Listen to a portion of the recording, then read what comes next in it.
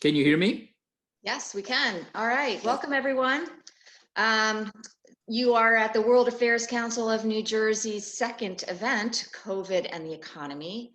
We're really excited that all of you have signed on. I think we're expecting a few more, but we'll get going. It's 8 o'clock. I'm Roz Engel. I'm the president of the World Affairs Council of New Jersey, which is a public educational nonprofit, which was founded in 2018, and it is dedicated to community engagement and education in global affairs. We're part of a national network of 90 plus councils around the country. Some of them are 100 years old and some like us are like 2 years old. They engage their local communities through educational programs and through community building. Unfortunately, COVID has made community building a little bit of a virtual exercise. And so for right now, we are doing some online programming, and we hope at some future date, not too far, we hope, I think everybody hopes, we'll be in person and doing some programs and get to meet all of you. So tonight we actually are tapping some of our own expertise. I'm actually an economist, but we also have two other economists on our board of trustees. Both are local New Jersey residents, so they're state assets, I would say, in terms of their ability to bring a lot of things to this conversation. We were sitting around as a board and saying, well, what could we talk about? And the economy is just doing all sorts of exciting and interesting things. And we have two people who can talk about it in great length and with a lot of expertise and a lot of nuance. So that's what we decided to do tonight. It will be a little bit of kind of the national economy. We're all living in this country and watching what's happening here, but we'll try to connect it also to things that are going on in the global economy. We hope you'll kind of encourage us in that direction because that's part of our mission here. So that's what we're going to do tonight. We'll do about half an hour where Gerald and Niso will kind of do a few things that we've talked about in advance, a few questions and kind of touch some things, put some things on the table. And then around 8:30, we'll go to some questions from the audience. I have a few that were pre-submitted, and then I'm going to encourage everyone to be in the chat room and ask your questions because you have two great experts here that you can ask away. So that's how we'll kind of go about it tonight. So our two speakers tonight, some of you I think on this call may know them, but some of you may not. So Gerald Cohen is a professional economist. He's a senior economist right now at Haver Analytics, where he is a big data aggregated company and does lots of macro data. So if you're like a data geek, you probably know about them. But before Haver, he was the Deputy Assistant Secretary for Macroeconomic Policy at the Treasury Department. And before that, he had a very interesting career, kind of he's been at the Fed, he's been at a couple of financial firms, always thinking a lot about the macroeconomy and some of the fundamentals, as well as some of the financial market issues that those risks and opportunities that those present. Niso Abouaf, also an economist and a practicing kind of market economist. He's chief economist and strategist at Ramirez and Company. He's also a professor teaching finance at Pace, and he's taught in other places. Very long career on Wall Street as well. PhD trained out of Chicago, I should say. Gerald's PhD trained out of MIT, so freshwater and saltwater for those of you who follow those things. So it should be a good debate. They're not going to see everything the same way, so we should get them going if we can. So I'll leave it at that in terms of introductions. We're going to start with Gerald, who's just going to kind of set the scene in terms of the kind of recession we're in and what some of the thinking is about that. Oh, I need you to unmute. Wait, oh, there we go. Sorry about that. So Roz, thank you. Niso, thank you. Thanks to WACNJ, the board. Honored to be a member of the board. I should say, I think you said it's our second event. This is actually our second event in a month. Our fourth or fifth event thus far. We had two in person thus far in kind of 2019-2020 period.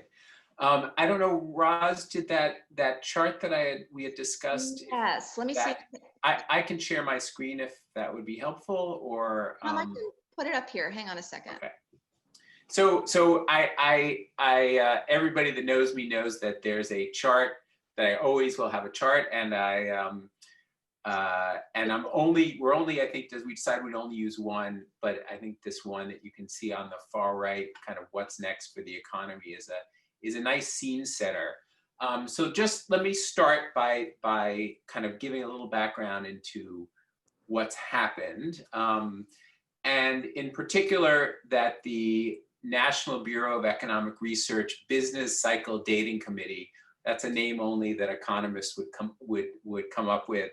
And they're the official arbiters of recessions. And they said that the recession started in February of 2020 on a monthly basis and on a quarterly basis in the fourth quarter of 2019. So that the peak in the economic activity occurred in February or the fourth quarter of 2019. And so this chart that you can see on the right is kind of shows the different cycles that we've had since the late 1960s. And then the red line is the current recession. And what it's illustrating is that this is unprecedented in modern economic history or since World War II. And that since that peak in the fourth quarter, the economy has contracted roughly 10%, a little bit over 10.2%. It's actually the largest decline in economic activity since the Great Depression. You can see relative to other recessions that at least over the last 50 odd years, this is again a very, very large decline and a very quick decline in activity. Just to put that to kind of relative to the Great Depression, the economy contracted over 26% from the peak in 1929 to the trough in 1933. We only have official data that's annual, but I have some kind of historical data that we've cobbled together that suggests on a quarterly basis the economy was down almost a third. So this is thank God, a lot smaller than the Great Depression, but is definitely and we're going to discuss how terrible it has been, both to all of us and to kind of especially lower educated, lower income households in particular. The Great Recession, which is the kind of the dark blue line, the peak to trough, and that's as a result of the global financial crisis in 08-09, the peak to trough was 4%. So we've already almost 2.5 times what is known as the Great Recession of 08-09. I think they're going to have to change the name. So what's ahead? At Haber, we do a survey called the Blue Chip Economics Survey. They are predicting that in the third quarter, the economy is going to grow at a 24% annualized basis. Now you hear these numbers and you say, oh my God, relative to the decline, that's effectively divide that number by 4. All these GDP statistics in the US are reported as annualized. So in the second quarter, we declined 31% annualized. They're expecting 24% annualized. With that, it will still leave GDP down 5.5% from its peak. So it's still expected to be well below, where we were, and again, very different from previous recoveries. If we asked, because I write these questions, we asked our forecasters in the blue chip when the economy will go back to its peak, and they are saying in the early part of 2022. My personal perspective, it's going to be a bit later than that, and at the Congressional Budget Office forecast is also for the latter half of 2022. People are interested in the shape of these recessions or recoveries. People ask V, U, W, and I'm not a big fan of it because I think it's an oversimplification, but if you're looking for my shape, well, maybe it's the Nike swoosh that people are talking about. So this big decline and then kind of a slow recovery. But it doesn't even incorporate that bounce up that we're seeing in the third quarter. So maybe a backwards square root. And that's why you can tell that I think it's illustrative of that it's an oversimplification. I don't like things being oversimplified, which is why people don't like me at cocktail parties, because I'll yammer on about the details. Let me stop by saying all of these forecasts are highly uncertain and highly dependent upon COVID, and also highly dependent upon the policies that you can, the policies that could both, from the government that could both help the economy and potentially hinder the economy. And so I'm sure we're going to get into a discussion of that, but let me stop there. Okay. Thank you, Gerald. Good evening and welcome to everybody. And thank you to everybody that was involved in making this evening happen. And thanks for attending. I wanted to say a few things about markets and why markets are behaving the way they are behaving and whether we can understand them. To understand the way markets behave, it's important to throw around a few names, a few of the academic and practitioner thinkers that have commented on the market. And then after I say that, I will give you some empirical evidence regarding how markets have behaved. Going back to the 1900s, the first academic study on markets that we accept is by a fellow named Louis Bachelier out of the University of the Sorbonne in Paris. And his PhD dissertation was called Théorie de la spéculation, Theory of Speculation. In that PhD dissertation, this gentleman basically argued that it's virtually impossible to figure out or to predict or to forecast where markets go. In efficient markets, in speculative markets, where instruments are traded almost instantaneously, all information is incorporated into the prices right away. So whatever happens in the future, we call that noise or unpredictable information. If we fast forward to the modern day, there are basically two leading theoreticians that comment on the markets. Both of them got the Nobel Prize, I believe, in 2012. One is Eugene Fama from the University of Chicago, and the other is Robert Shiller from Yale University. Eugene Fama is very much in line with Louis Bachelier from the Sorbonne, and he argues that markets are efficient. They're impossible to predict over the short term, and over the long term, they go up with a certain trend. So when you're investing in markets, it is the time that you are in the market and not the timing of the markets.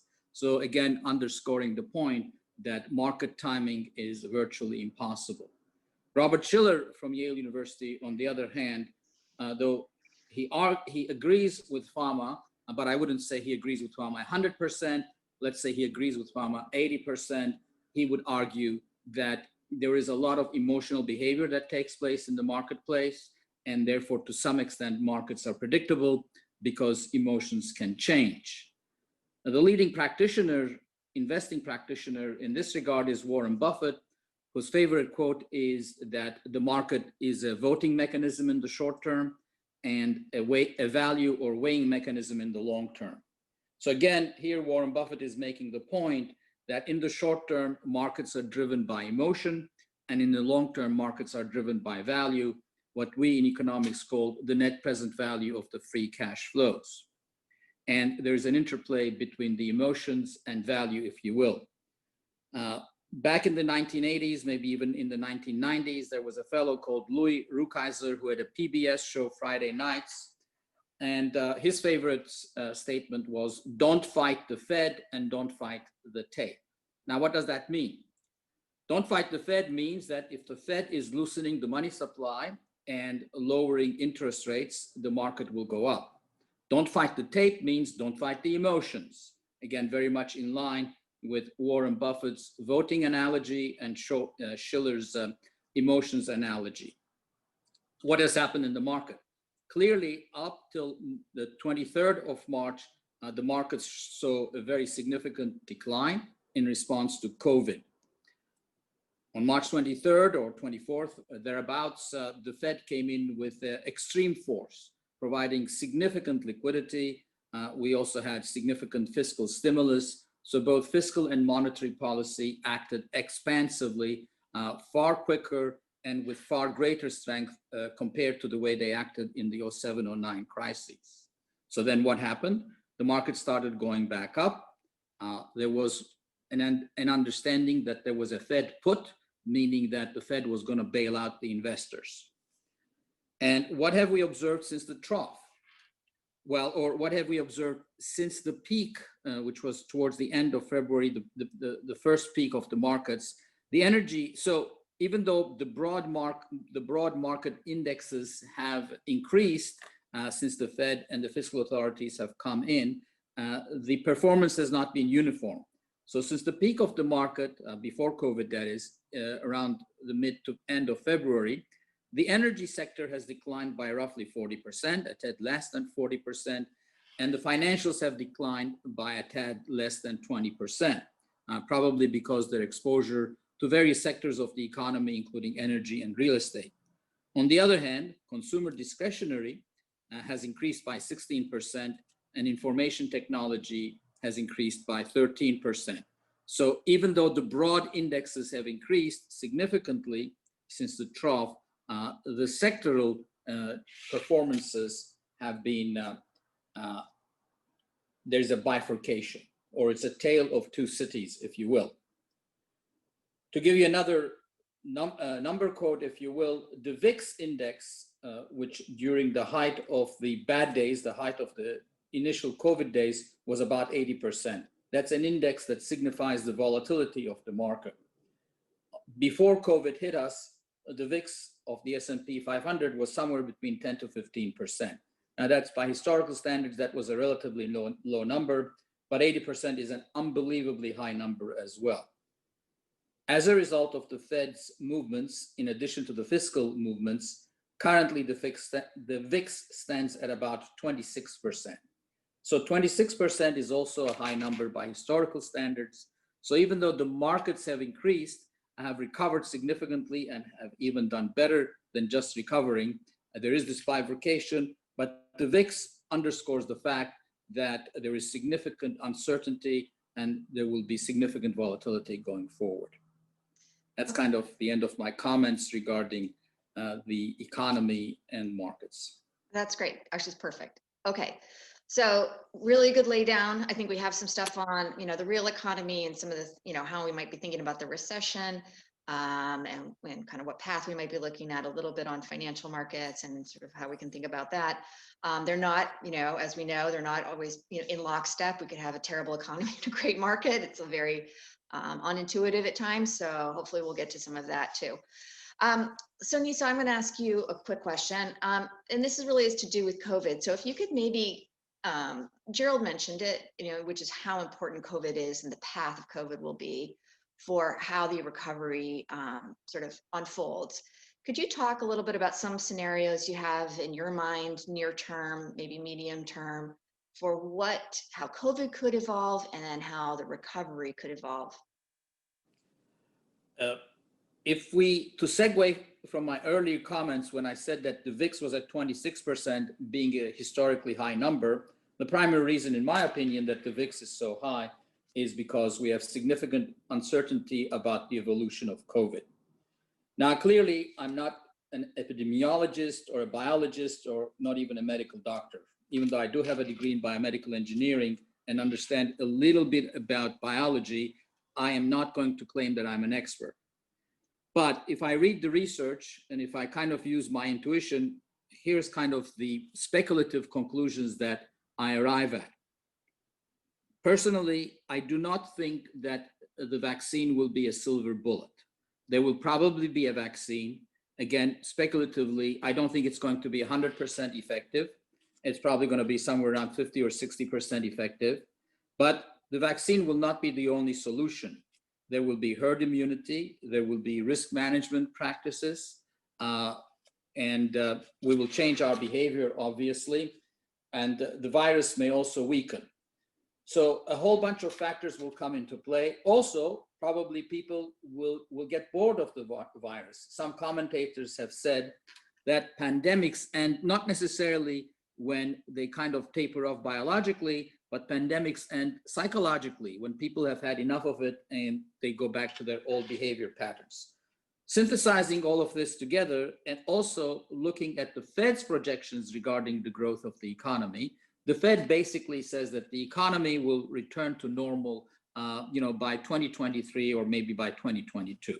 So somewhere between 2 to 3 years, we do expect that the pandemic will resolve and the economy will go back to its normal path.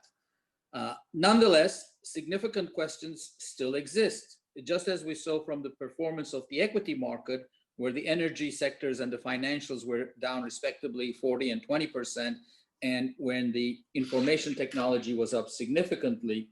How will the economy react? And we don't know the answer to that, because there will be in all likelihood, there will be significant structural changes. For major cities, for major metropolitan areas like New York City, Chicago, San Francisco, and the like, how will these cities function if people don't take the subway? How will New York City recover if people don't go to Broadway shows, don't go to restaurants? Or how will New York City recover if people, people that work on Wall Street, in the media industry or other significant industries of New York, if they don't go back to their offices, and if these companies do reduce their real estate exposure? These are all question marks, and that's why the VIX is where it is. So I really don't have an answer to that. It's totally speculative, and that's really the bottom line. Okay, yeah. Well, intelligent speculation is a good thing for economists, right? We spend a lot of time doing that. Gerald, do you have anything to add, or should I could ask you our next question? You have to unmute. I have to unmute you. I do. Okay, there you go. All right, now I'm unmuted. So I agree, as with as I kind of said at the start, and with what Niso said about that there's just a ton of uncertainty. Again, I'll just give you one number, because we asked this question of a set of economists, and they believe that there's about a 30% chance of a COVID-related double dip in the economy. And I think what's interesting is to look at how people's behaviors have changed, and maybe that can give us a little framework for thinking about going forward. So what's notable is that spending on goods is actually recovered. So people are actually buying cars. I think people are buying cars because they're now driving more to replace taking public transportation. People are buying clothing in a different way. People are buying home goods. And so spending on goods is actually above 7% now, above its pre-COVID level. What is well below is spending on services. It's actually 10% below pre-COVID levels. And to put this into perspective, services is double the amount. We spend more on services than we do on goods. So we spend a lot more on vacations than we do in clothing in aggregate. Well, some of us, maybe not my wife. I'm going to get in the doghouse for that one. And I'm joking, actually. And a big part of the economy is spending on services. Restaurants are down 22% from their peak.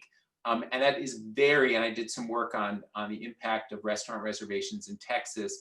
That is there was very sensitive restaurant reservations in Texas were very sensitive to COVID. So they opened up really quickly. The governor allowed, 75% occupancy inside very, very quickly. You saw an increase in occupancy. It never got to 75%. But then what happened is cases spiked. And then you suddenly saw reservations fall and occupancy rates fall substantially, even before the governor kind of put a clamp on things. So there's, in economic terms, we say that endogeneity between people's behavior, and it helps with the disease, and economic activity. So, as Niso said, when people will go back to eating in restaurants in full is really sensitive to the disease, but also sensitive to policy, because if governments is seen as putting in policies that are going to keep people safe, so keeping tables 6 feet apart, or on indoor dining or even outdoor dining, I think people would feel more comfortable going to those restaurants. So there's definitely a lot of things that are interacting between the disease and economic activity. I think that's probably a good segue to our second question. So you were just sort of mentioning kind of the behavioral issues, but I also wanted to ask you kind of how this is impacting the typical American, or if there is no typical experience. So one thing we're seeing a lot of is very uneven impacts, including, some worsening of the inequality that was already, had been worsening in the US. So can you talk a little bit about what's happening in labor markets, what's happening across kind of occupations, what's happening, for household sector, the household balance sheets. Who's really hurting? Why are they hurting? That set of issues. So dovetailing on what I just said in that question, of 1/3 of unemployment at the moment, or job loss at the moment, is in the leisure and hospitality sector. It's over 4 million people. It's actually more than 1/3. We've depending on which measure you use, but the kind of measure that we have of people's jobs in industry, there have been 11.5 million jobs lost. 4.3 of them have been in hospitality and leisure. So it's actually over 1/3 of the job loss. We don't have a good way of understanding, who, other than that particular sector, of who, and if you think about the jobs that are lost, they're ones where they are directly where you can't work remotely. So we don't really have a good way of measuring how people can't work, whether current industries can work remotely. I mean, you can think about high tech can generally work remotely, but if you are the receptionist in a high tech firm, you can't work remotely because there is no receptionist. So a proxy that I've used is to look at education. Generally, people that are higher, more highly educated are more likely to be able to work remotely. It's not a perfect proxy, but it's a pretty good proxy. And lower educated folks, much less likely to be able to work remotely. So let me put some numbers into that. If you look at the unemployment rate for people that have less than a high school education, that number started in February at 5.7%. It then spiked to 21.2% in April and is now down to 12.6%. And there are currently 1 million people that are, high school educated or less, which is that population is a pretty small number at the moment. Thankfully, because of increased education, but there's still 1 million people that are unemployed that have less than high school education. On the flip side, college educated, they went into the recession with an unemployment rate of 1.9%. That number spiked to 8.4%. So the spike was still lower than the less than high school educated, and it's now down to 5.3%. There are a lot more college educated than less than high school. So the number of unemployed is 3.3 million. So there's still more of them, but they're definitely hurt, but there are a lot more of those people. So they're hurting a lot less. What do these numbers also tell us? Something about their incomes and generally their wealth. So there are a lot of people that have low incomes that live hand to mouth that are unemployed. A lot more people that are impacted by their unemployment are unemployed than in the past. And what does that mean? That means that policies that can help people get past this can be extremely beneficial. So for example, the $600 supplemental insurance we're really helping those people. And one of the things that we're looking at is whether you're going to see a drop in spending after the expiration of that on July 31st. I'll stop. Yeah. I would like to add a few more comments on that from a political point of view, and given that we are entering a very political season. Let's assume that one can calculate the trade-off, meaning that let's assume that we can say that for a 1% increase in GDP, we will have X number of deaths. And let's say that the political system was able to make a choice when that kind of mathematical trade-off was presented to them. I'm not saying that that's possible. People have estimated that. So what would happen based on Gerald's comments, you can see that those that are more exposed to unemployment with the closure of the economies, which would be the less educated, they would be more for opening up the economy and conversely.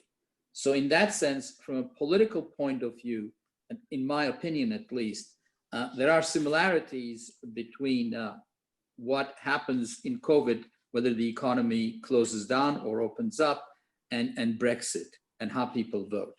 And that's food for thought, if you will. Okay.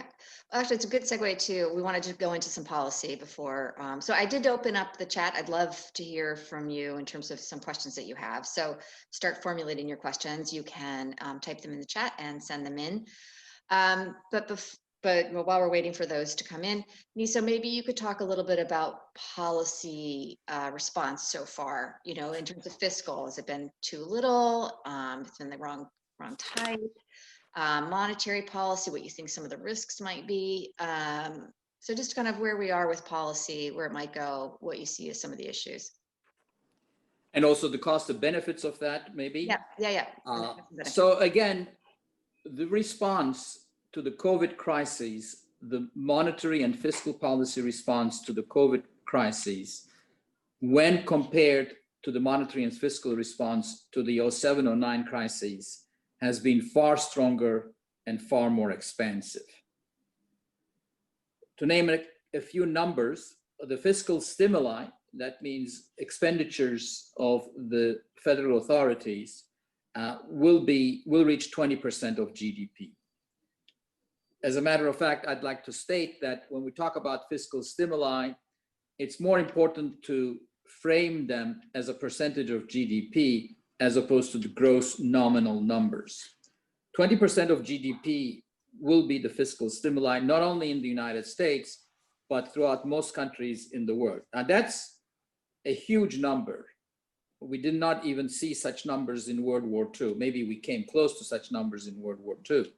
By way of background, it's important to point out that when the European Union was being founded, if you wanted to become a member of the European Union, your debt to GDP level could not have exceeded 60%, and your fiscal deficit could not have exceeded 3% of GDP. Now here we are faced with a crisis, and the fiscal stimuli was 20% of GDP.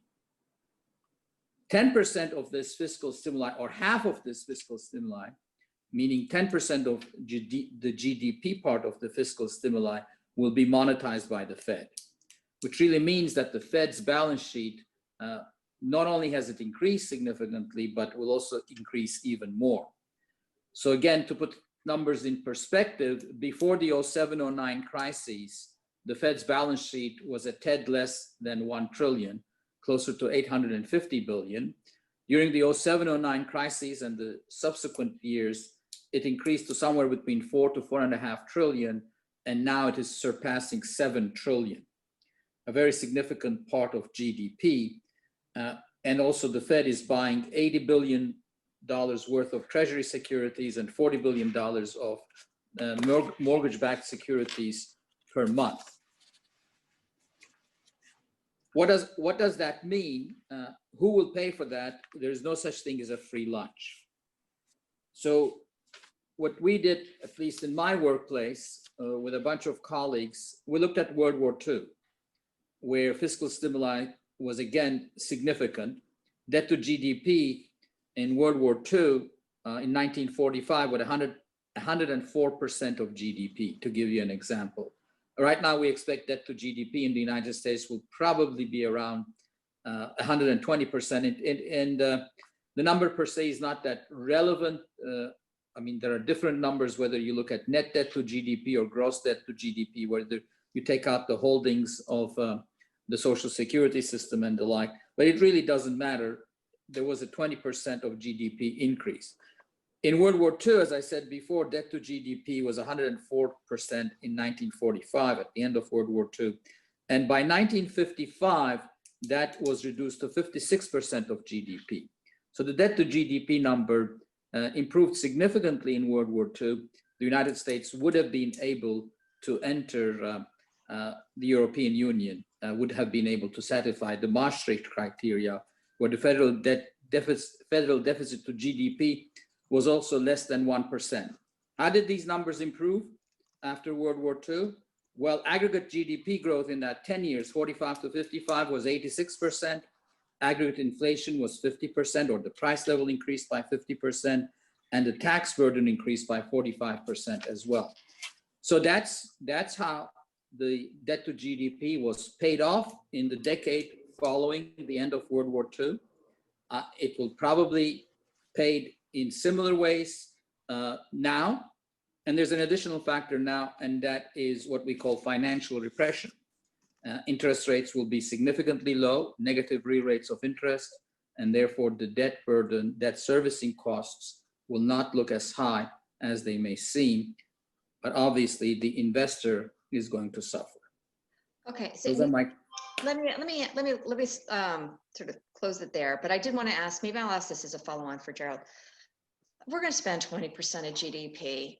How should we spend 20% of GDP? So, I mean, it's a huge amount of money, and maybe some of that money could go to doing some, to really fixing some of the problems, or some of it could go in the wrong direction, right? And we make things worse, or just not really help a whole lot. So, Gerald, do you want to talk about that for just a sec?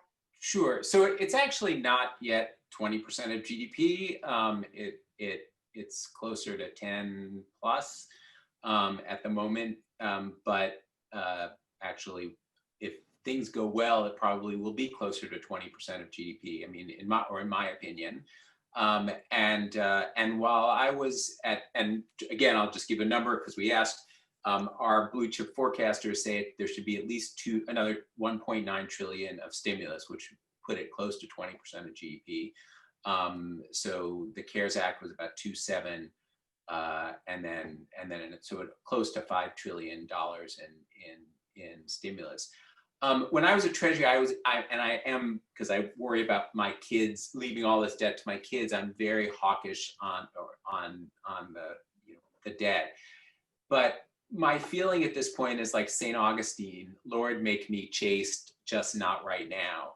Because right now, keeping the economy from falling into a hole, keeping those people that are unemployed from falling into a hole is the most important thing.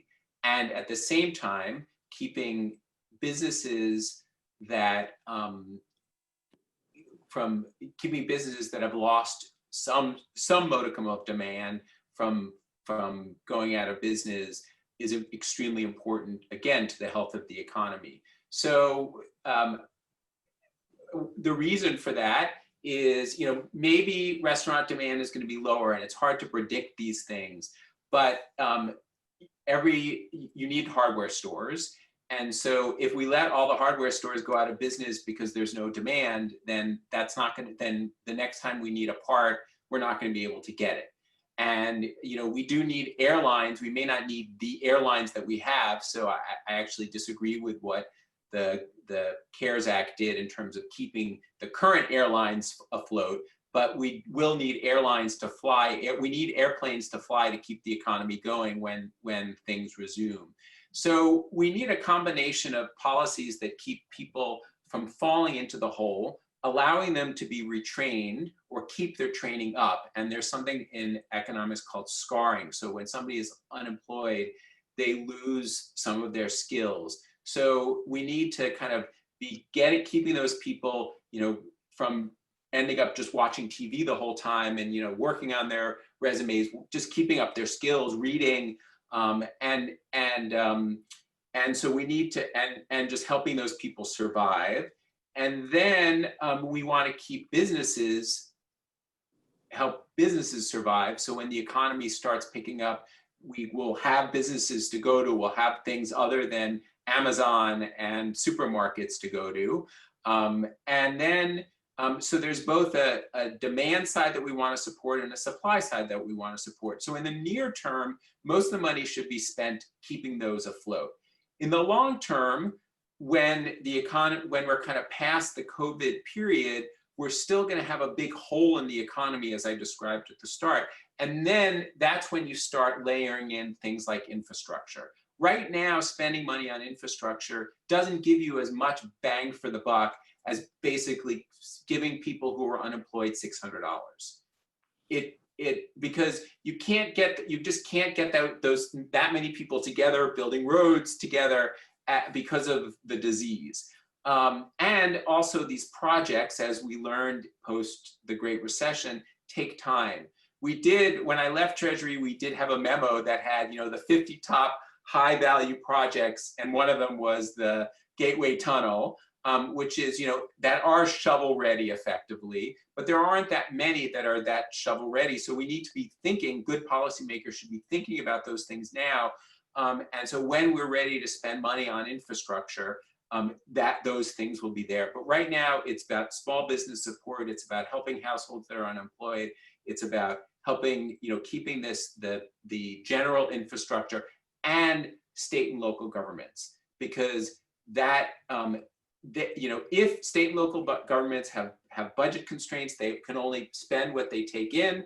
I think 48 of them have a balanced budget law. And so if their revenues are going down because they depend on sales tax and things like that, which they are, they're going to stop spending on teachers, on essential workers, on hospitals. And so grants to state and local government. And again, our surveys have asked my fellow economists what the top things are, and those are the top ones. Small business support for unemployed, and state and local governments. Awesome. Okay. I'm gonna ask. I would like to. Lisa, I want to move on because we're getting like almost 8:40, and I want to make sure we have some time for other things. But let me ask you guys one more question. I want to get in a little bit of a global angle here for a second, and then I'm going to go to questions that people have asked. I'm actually going to use a pre-submitted question and blend it with one of the ones I wanted to ask. But we haven't talked at all about the global economy, so it's very easy to look around at the kind of mess in our own just backyards, and get very consumed just, with the worry of, unemployment and problems here in New York City and in New Jersey. But this is going on everywhere. And some places are extremely hard hit. And the world has become a very interdependent place in terms of economic ties. So I'm wondering if you could talk a little bit about kind of what's going on out there, right? What's going on in the bigger world? And do we have to worry about any of that kind of coming back at us, right? So we start to recover, but other places are not recovering, and that kind of creates big headwinds for us, or not.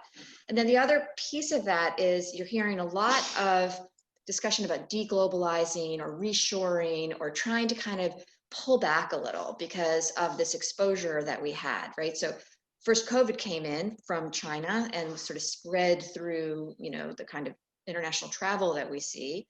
But then we had problems with supply chains, right? Where we have, different components and different pieces are being built, supplied abroad, and then we can't get masks, we can't get PPE. Now we worry about the vaccine supply chain. Can you talk a little bit about that? Gerald, we'll go to you and then Taniso. Sure. So, effectively, this at least in modern economic history, or when we have data, this has been the largest decline in global activity. Every developed economy has gone into recession, or developed or advanced economy. Australia, which didn't have a recession since 1992, has fallen into recession. It's not official, but I have a recession tracker that I can assure you it will be official at some point. Most emerging markets, with the exception of China did have its first negative quarter in recorded history in the first quarter, but then it bounced back more strongly, potentially because of its stimulative policies. I'm not necessarily advocating what they did, but they did have a very strong, they made up all of their loss in GDP in the second quarter. The IMF basically thinks the global economy will contract by 4.9% in 2020. The global economy has not contracted has not contracted to any extent back since 1980, when we have annual data. I think in the that developed economies are going to be down 8%, developing down 3%, first time again since 1980 that we have data. And the lost output in total relative to baseline, and that's not just relative to getting back to the peak, but that's relative to normal economic growth, is going to be at $12.5 trillion for the global economy. The U.S. is a quarter of it, so we make up a lot of that loss. And global economy is roughly 100 trillion. Don't quote me to any decimal places on that.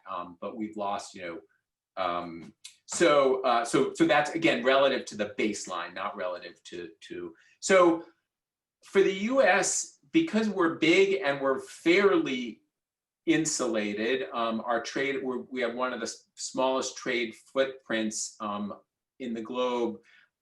We are relatively, on an economic basis, insulated from the fact that the rest of the world is declining. But from a geopolitical standpoint, and this is where I'm walking out on a ledge that I'm much less comfortable, it is much more difficult because, I think there has been, as we saw in the 20s, and in some, and even as we saw prior to the COVID recession, rise in nationalism is occurring, and much more isolationism.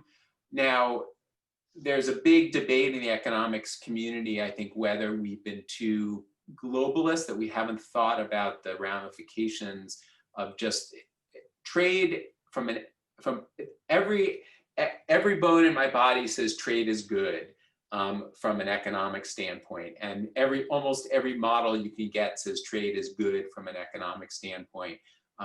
But the question is, does it cause inequality? Does it cause stresses on communities that are really hard to compensate for? And so there's, I think, a debate in the community about whether we need to incorporate those factors. I think you are seeing a decline in trade just naturally because demand is down, but I think that there is likely to be even greater declines in trade. And the question is, what are the consequences of those? And if you're worried about the consequences of a decline in trade, think about what would have happened if we didn't have an influx of Japanese cars to the United States in the 1970s and 1980s. US cars were really bad quality, and Japanese competition improved that. And so the issue is that you get, without trade, you get a lot less innovation and a lot less competition and a lot less sharing of ideas in general, or learning. I mean, the GM learned a lot from Japanese manufacturing techniques, and that's why they make a lot better cars than they did in the 1980s. Okay, so I'm going to go to one of the audience questions. This was pre-submitted, but it's actually also kind of, again, it's just a little bit in the chat too, so it's a good one to kind of go to. So this is from Timothy Sandrum, and he's asking about economic liberalism, and a little bit along the lines of what Gerald was saying, which is, we let markets go free, and we have free trade, and that's a good thing. So economists, right, the mindset is that's going to create a lot of efficiency, and that's going to create a lot of gains. But we have now had, a financial crisis. We've had a COVID crisis. And you could argue we've kind of a slow inequality crisis that's been building over a long period of time. And it's calling into question some of the legitimacy of this kind of economic liberal model. So the question is along the lines of, how challenged is economic liberalism? What might end up taking its place? What are your thoughts on kind of the big debate between, say, the progressives who are coming through with a lot of these ideas and, kind of more standard neoclassical free trade liberal ideas? So I mistakenly, I meant to say to you, Roz, that I would take the question. And so Timothy, thanks for the question. My bad Zoom skills. So I guess one of the things that we're thinking a lot more about the Spanish flu of 1918, and interestingly, that occurred during a period of kind of very extreme economic liberalism. I mean, we didn't have regulatory policy. The Fed had actually just come. Both the Fed, I mean, the amount of fiscal policy was extremely low.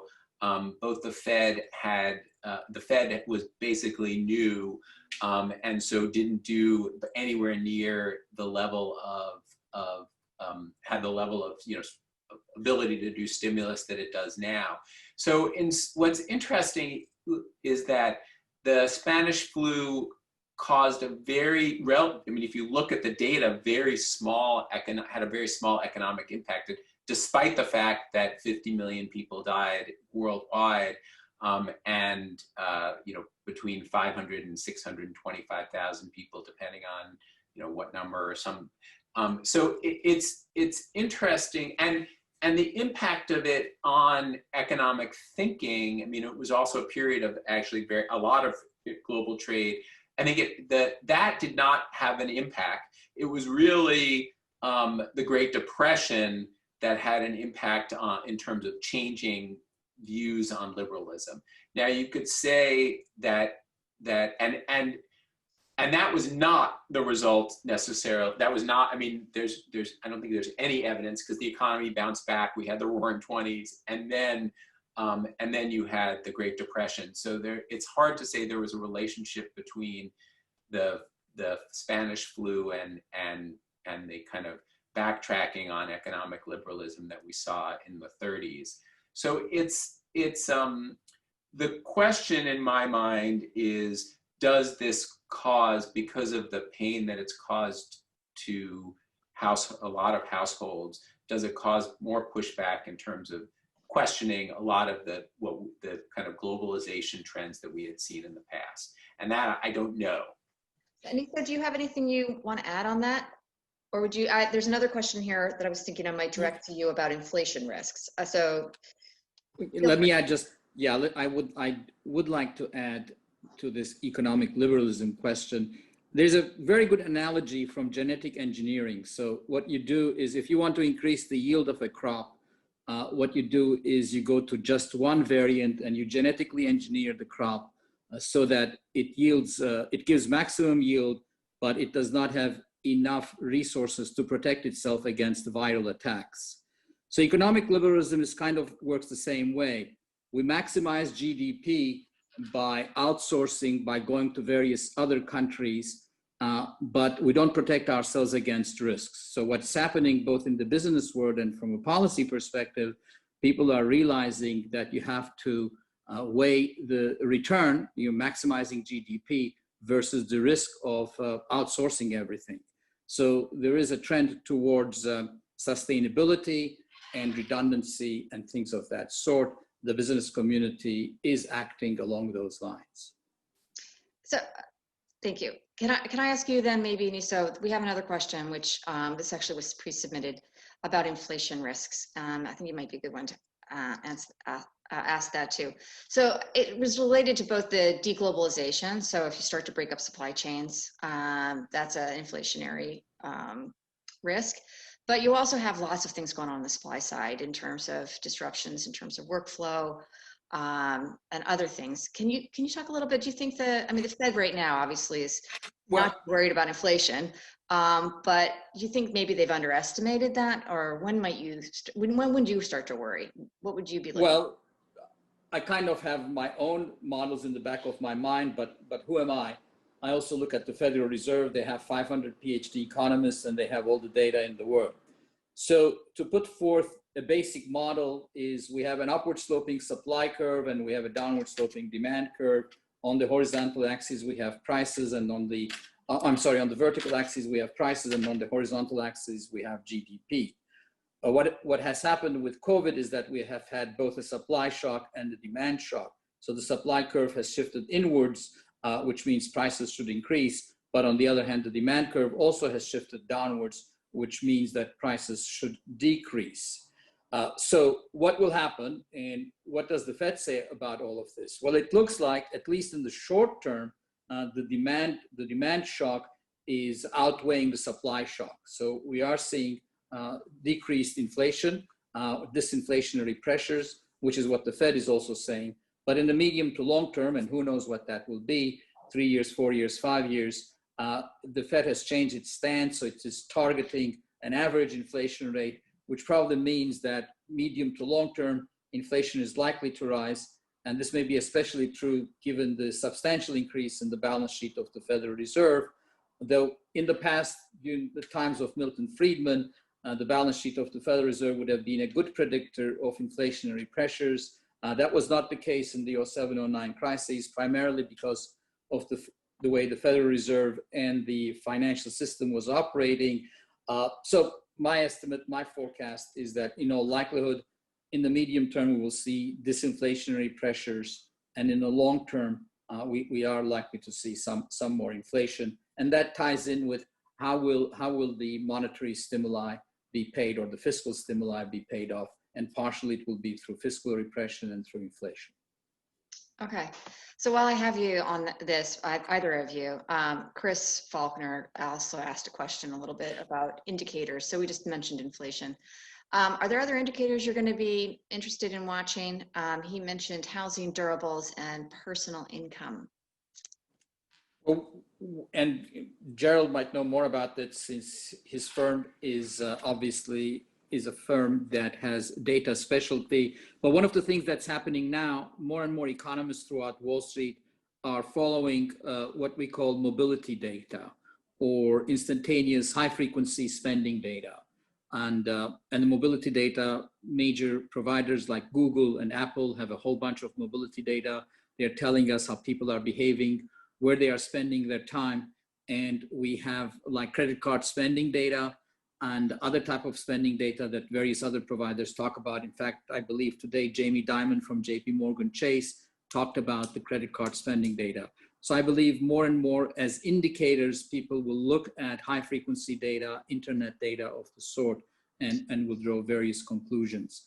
For example, in a recent work that we did in my firm, we did observe that bond spreads are positively correlated to spending in grocery. So what that means that as more and more people spend money in groceries, that meant that more and more people were staying at home. And we have daily data on that. And both the equity market did poorly and bond spreads increased, bond riskiness increased. On the other hand, when people were spending money on retail sales activity, the equity market performed better and bond spreads declined. And we can track that type of data on a daily basis.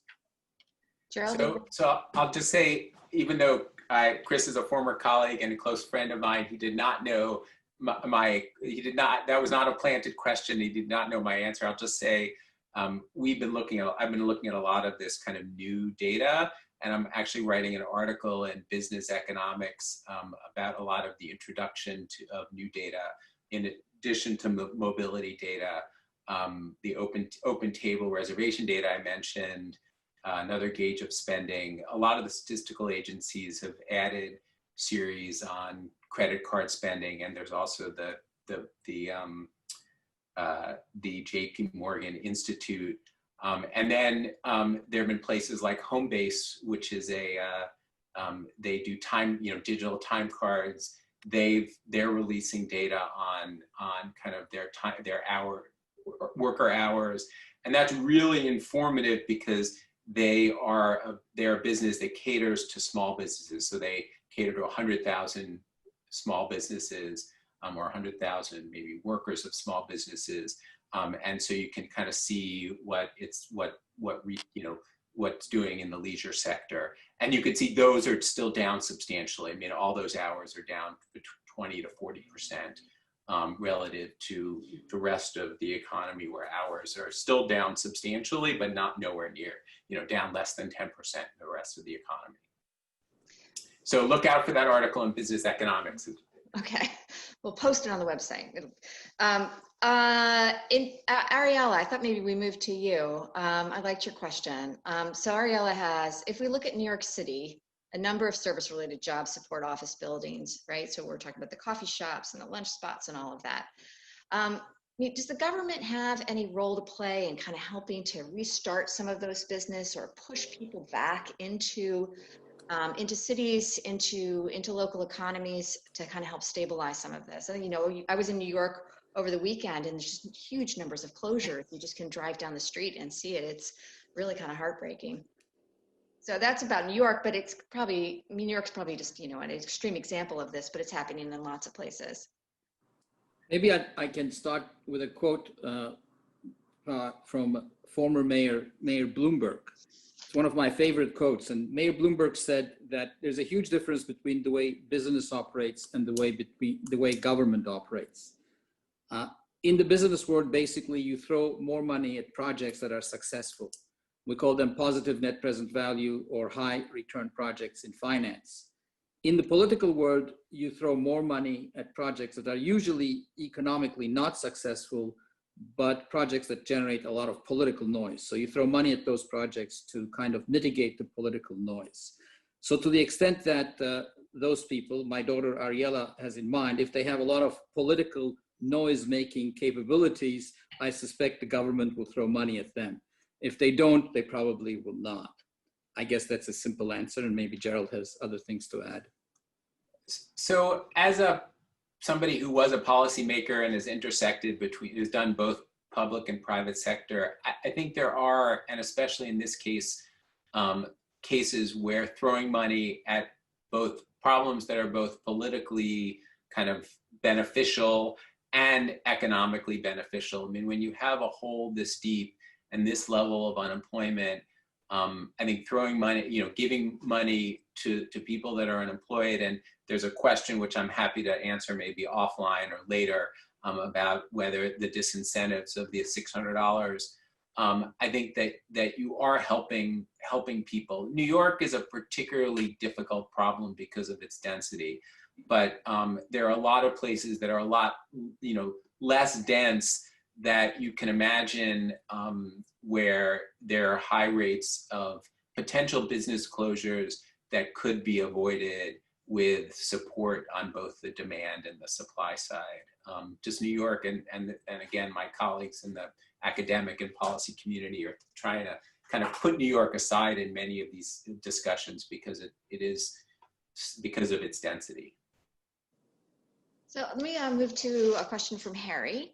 And he was asking, I mean, we all kind of know a little bit about the impacts on lower income workers, lower skilled, those in the services sector. He's getting a little closer to home with this one, which is, at what point does the economic impact spread to higher income jobs, especially since a vaccine may not be a silver bullet? And do you think they're just going to, higher income jobs will remain relatively insulated, or does there come a point where they're also threatened? I mean, I think when I use that proxy of college educated, I was kind of saying, so those folks are in management and tend to be able to work remotely. But if you're if the leisure industry is going to be cut in half for some long period of time, or airline industry, those are then going to have effects on people's management businesses. Or managers and higher, kind of higher income jobs. And then there's this long-term question about kind of whether robots and, information technology are going to take over the world. In brief, history has not shown that, that innovation has generally yielded more demand, higher incomes and more demand for job, services. And so it's never led to mass layoffs, temporary, but permanently temporary, there are layoffs in industries that have become innovated or whatever, robotics but permanently it's not led to it. So maybe this time is different, and there are people that are technologists that speculate that this time could be different. And I think potentially COVID could heighten that, kind of long-term unemployment for both low and high skilled workers. Yeah. Well, and that's, I think this question is related to how will jobs evolve with the increasing technology. And some have said that COVID actually accelerates what was going to happen in the economy anyway. So if jobs can be parceled out, can be outsourced through the internet, they will. So for example, if the job of a radiologist sitting in Manhattan can be done by a radiologist sitting in India or in a kibbutz in Israel, that's where that job will go. And the return to radiologists in New York will go down significantly. So having said that, what will happen to the nature of the jobs? Will jobs change? In my opinion, more and different and new jobs will be created, but they will be different jobs. we need to remember that economics is the science of scarcity. And so what happens is that even if X-rays and other things can be read by robots or people sitting somewhere in India or outside of the United States, what will happen is that there are certain resources that are still scarce. So time is scarce. We have a limited time in this world. So what will happen, people will specialize and they will trade, implicitly they will trade their time. That's my opinion. It doesn't give a concrete answer as to what will happen, but I think we have to look in that direction. Great. So I just want to ask a question that's kind of been on the back of my mind a little bit. And it has to do with kind of long-term credit issues. So I remember, I think the last survey, the consumer credit survey, I think it's the Fed survey, you know, and the first thing people do in a crisis is, oddly, they actually pay off their credit card debt. You know, they try to get that debt down. But that's a short-term measure, right? Trying to get ahead of it. You know, over a longer period of unemployment and income loss, we tend to see actually some worsening of the household balance sheets. But we're also now dealing with lots of foreclosure possibilities. We're dealing with business closures. So we're talking about a whole wave of risk events, you know, and credit events.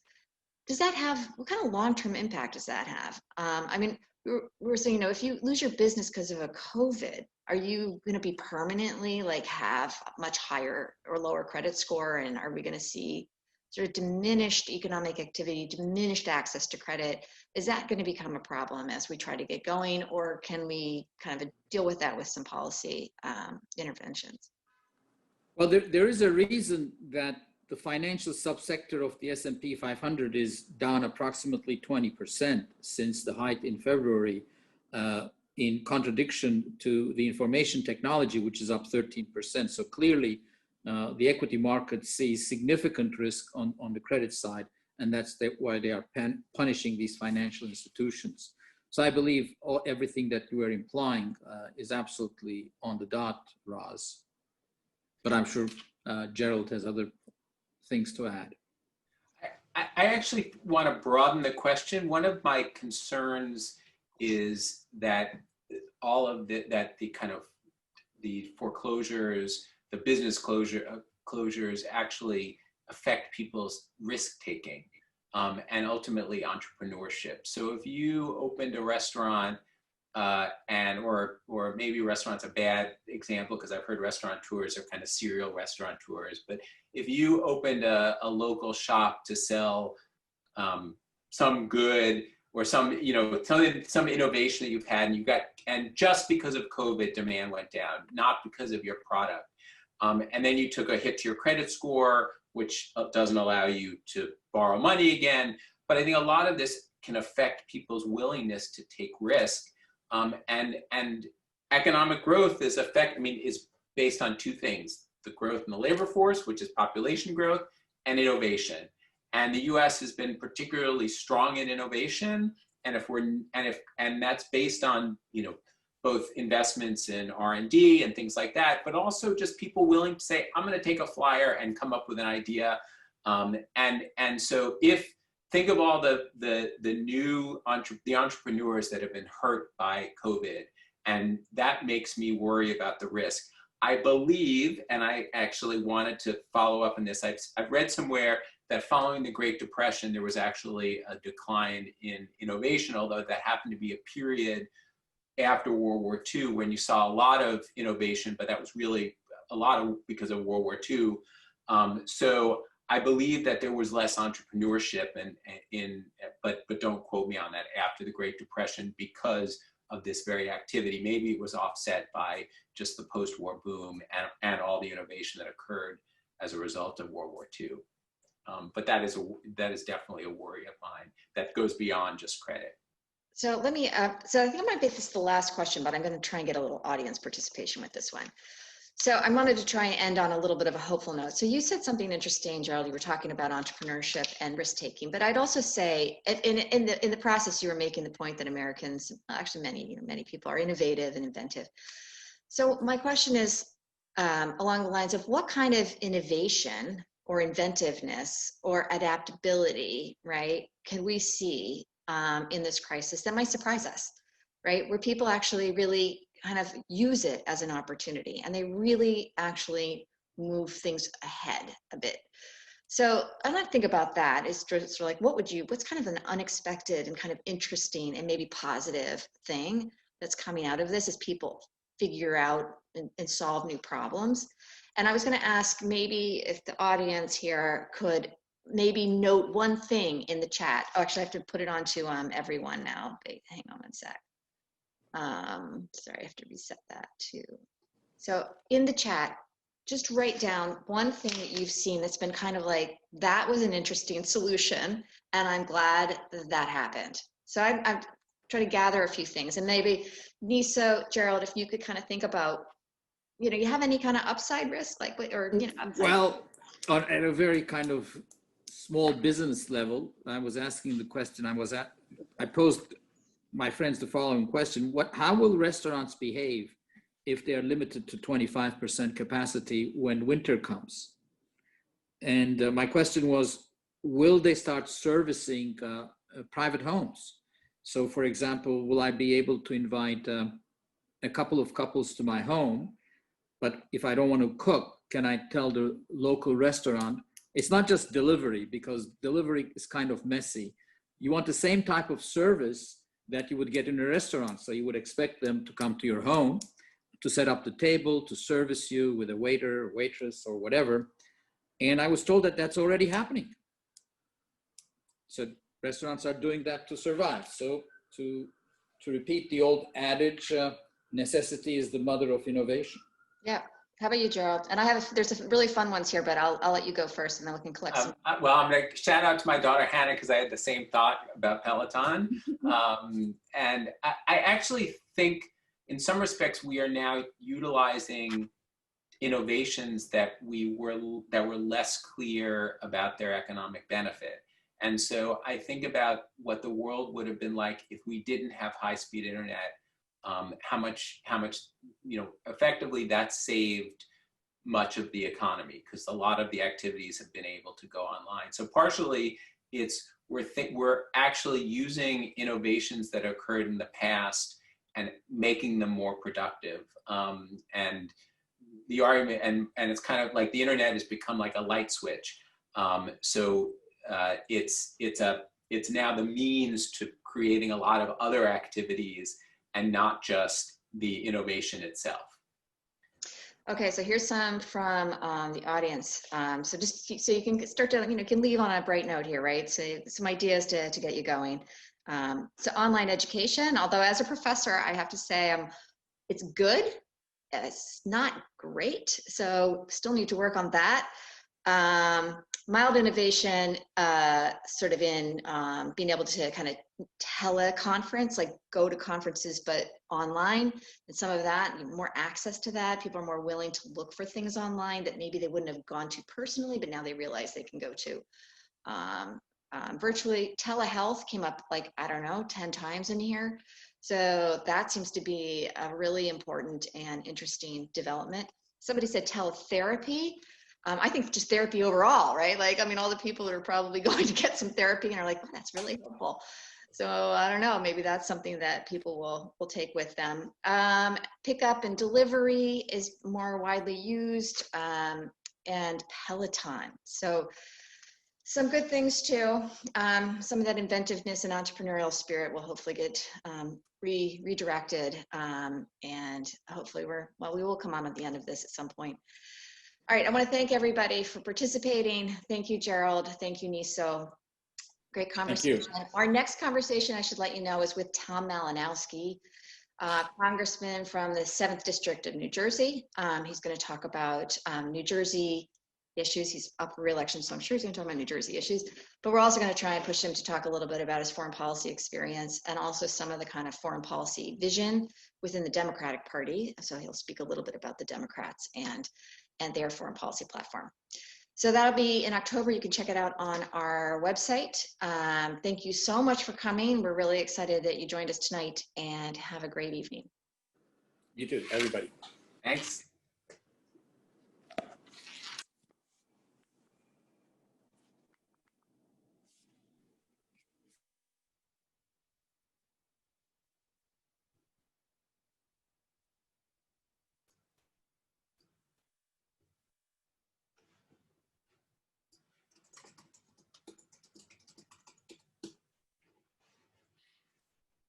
Okay, thank you guys. Thank you, Gerald. Thank you. You're Nisa. welcome.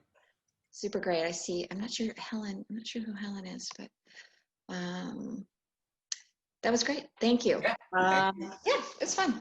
Yeah, All exactly. right. So Yeah. we have a follow-up tomorrow for our Yeah, meeting. exactly.